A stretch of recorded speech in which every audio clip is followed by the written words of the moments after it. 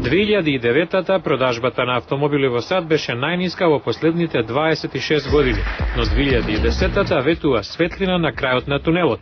Клучниот збор е зелено, според уредникот на магазин Ричард Хедланд.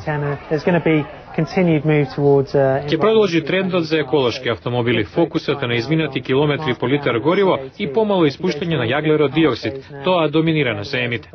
Аналитичарите предвидуваат дека автомобилските производители ќе вратат дел од загубеното благодарение на поголемата достапност на кредити и враќање на глобалниот економски растеж од 3%. За да привлечат купувачи, тие дизајнираат нови модели, атрактивни и за младите и за старите.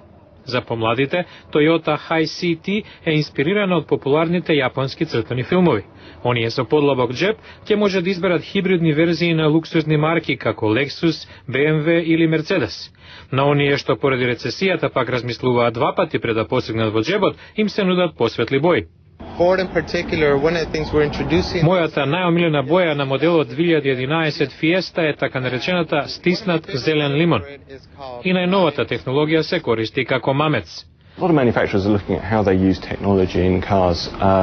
Рамните екрани го заменуваат аналогното избирање. Ви ја покажуваат брзината, ви покажуваат каде да одите, може да се логирате на интернет. Но највоочлив тренд е избивањето на Кина како еден од главните играчи. Според одговорниот за инвестиции во Nissan, Јасуаки Хашимото, уште во 2009-та продажбата таму се зголемила за 30%. Кина има голем потенцијал бидејќи модернизацијата само што започна. Мислам дека Кина наскоро ќе биде најголемиот пазар во светот.